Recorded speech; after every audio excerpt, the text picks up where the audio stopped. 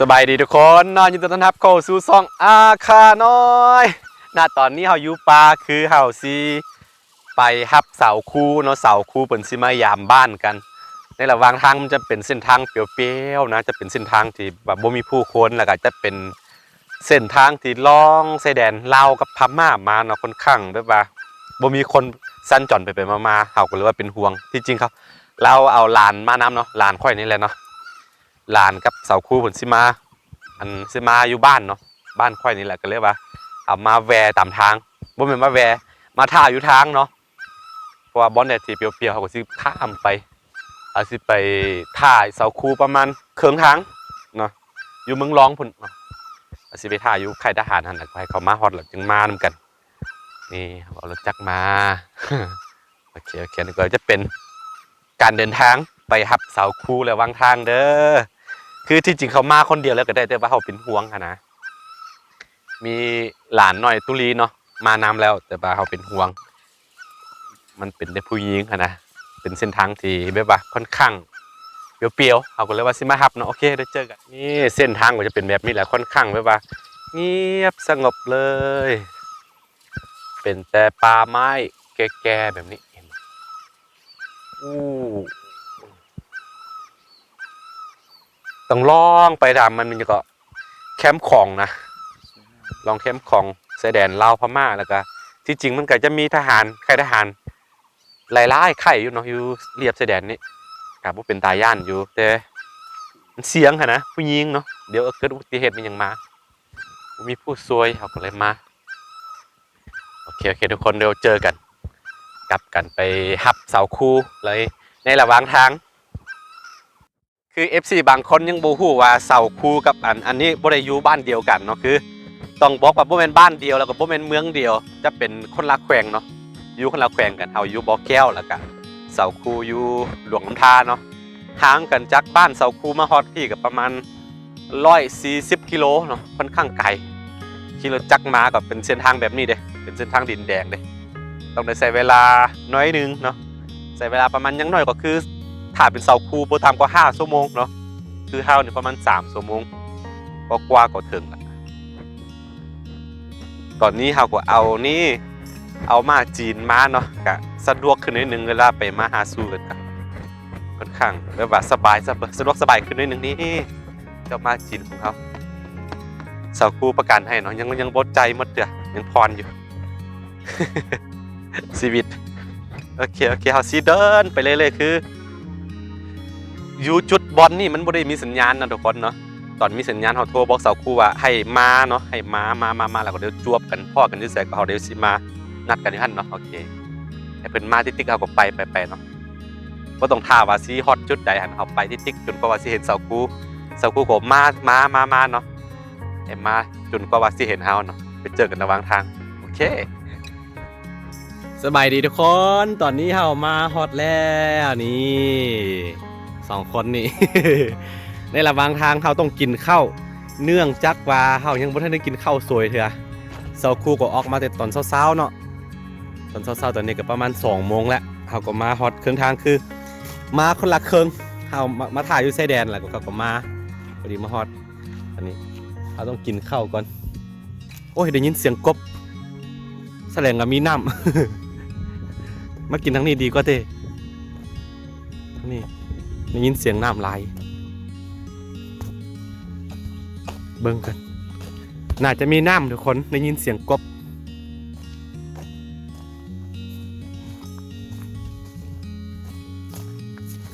มีเนาะมีน้ำ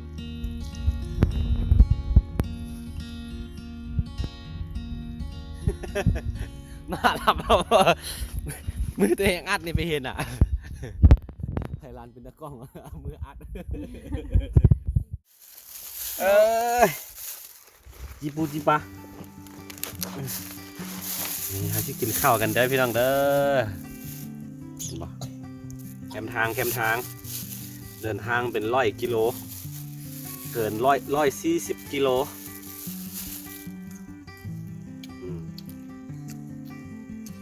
กูเลยเอามาแค่ดิบมา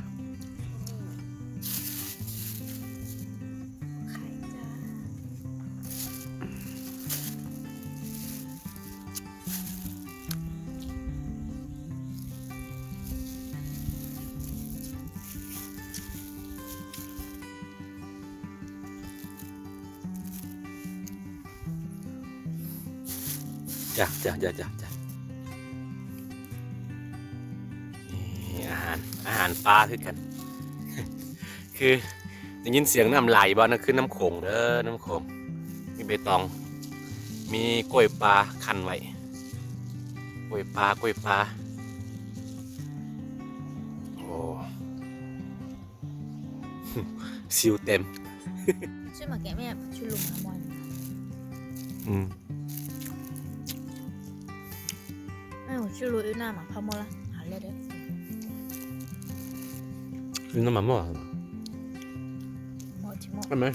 นี่มันวาง จีอูเอา อะไรมันจะได้วาง ไม่ยังนะช่วยทำหน้าที่ คือหลังจากที่เรากินข้าวอิ่มแล้วเราก็สิจกไม่อย่างก่อทุกคน กบ สิจกกบตามทางเลยได้ยินเสียงมันย้อนอย่างมันที่มีกบอย่างเพราะว่าน้ำห้วยตัวนี้มันกองใส่อันน้ำของเลยมันก็จะมีกบอย่างน่าจะมีอยู่ค่อนข้างอุดมสมบูรณ์เห็นว่านั่นคือต้นพระกุดยักษ์เด้อทุกคนใหญ่สุดเนาะ สูงเนาะ พระกุญยักษ์ พระกุดยักษ์เห็นบ่เห็นนะ กินได้วะ บอกว่ามันสูงโพด3ต้นไม้เลยบักใหญ่ต้นพระกุดยักษ์ใช่ปะเอาสิลองดูว่ามีตัวกบบ่ สักครู่เบิ่งนะ สิได้บ่เนาะ ยืนเอาต้นนะ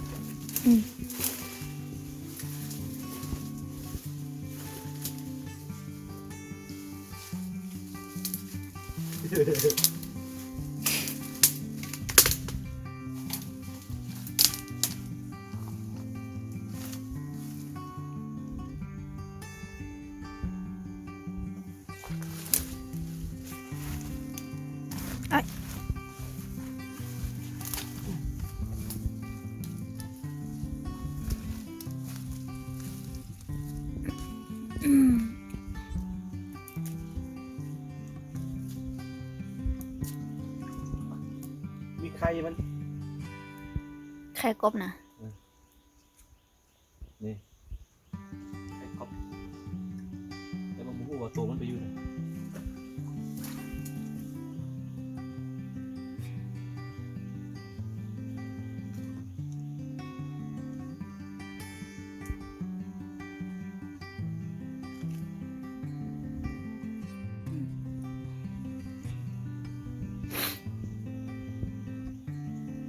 มีบ่อยู่บ่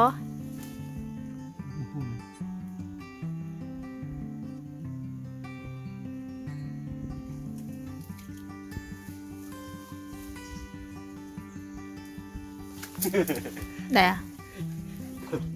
ทำไมตอนเนี้ย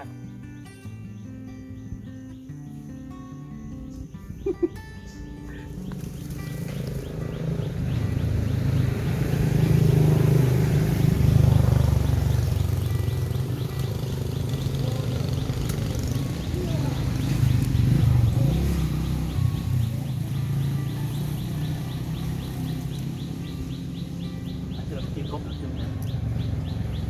มีวะ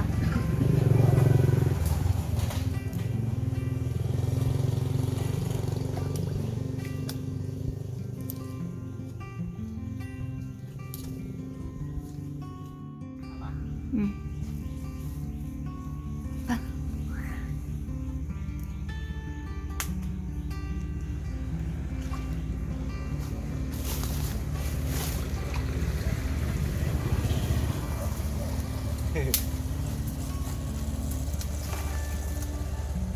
หน่อย กบหน่อยเอาไปแอนเป็นอย่างกับมกเส้นนอส้ม อืม ในระหว่างทางเลยดิ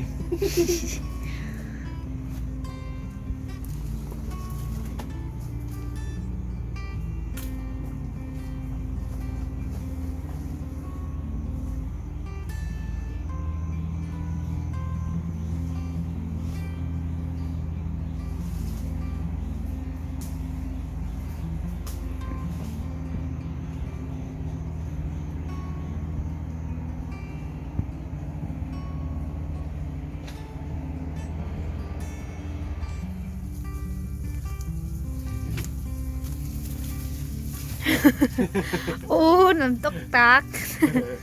อะไรวะ กบ เนี่ยมาหากบนี่ นี่ บ่อยมาหับหนองนี่ ในระหว่างที่เขามาหับเสาคูเนาะอาก็ได้อาหารไปพร้อมนี่ครบ ใส่ปลาแท้ๆนี่ สัญญาณขา โอ้น ก็เลยดู ำอยู่ทาง เขาไม่ได้เห็นอย่าง ไม่นะ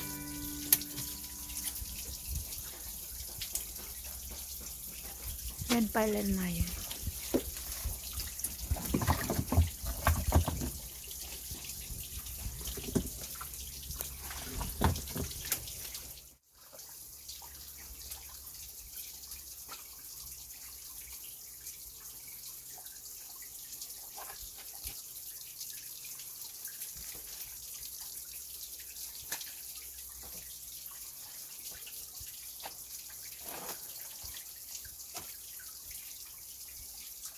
น้ำโคตรอันนั้นแหละโคตรสะอาดเลยเนี่ย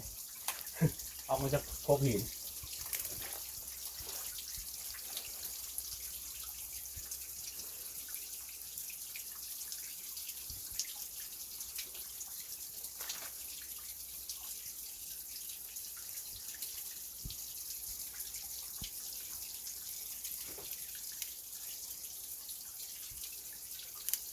โอเคเขาได้3 ตัว โอ้ย เขาได้3 ตัวได้ทุกคนเด้อ คนละตัว ตุลีตัวหนึ่งไม่อย่างไอเห็นใดจะใดมีกบหันเบิ่งอยู่นี่ อ้าวเขาสังเกตเบิ่งว่ามันมีเอาหุ่น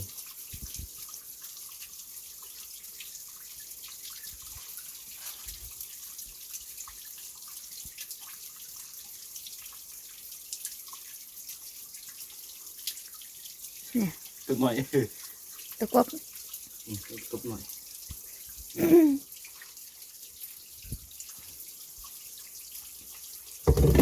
อุ้ยดาเดอร์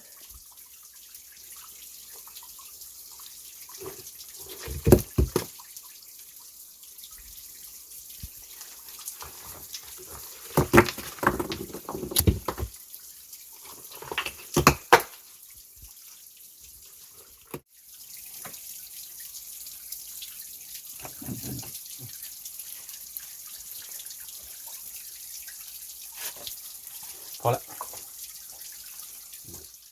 มันกระโดดแล้ว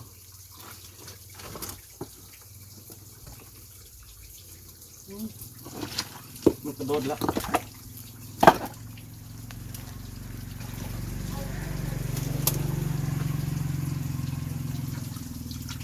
เนี่ยนั่น บุ้มีบุ้มี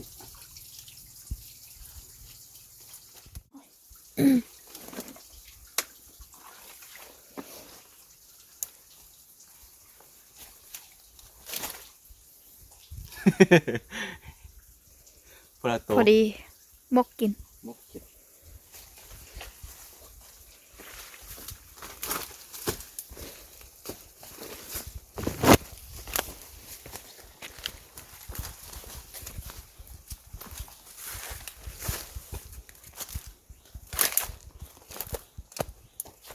อันนี้อ่ะอ่ะ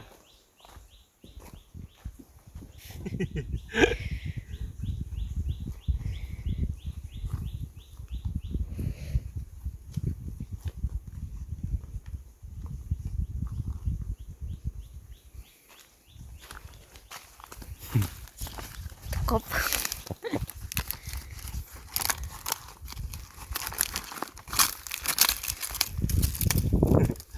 ี่มา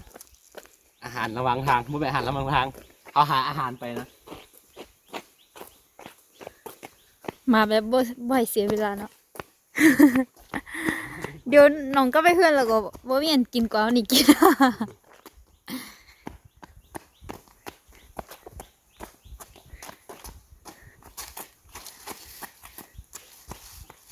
นี่แหละทุกคนเนาะบางที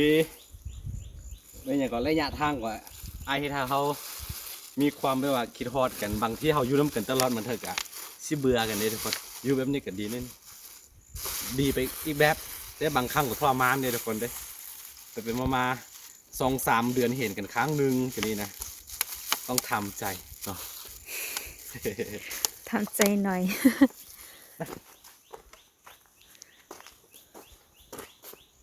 เขาสิกลับบ้านกันได้พี่น้องเด้อ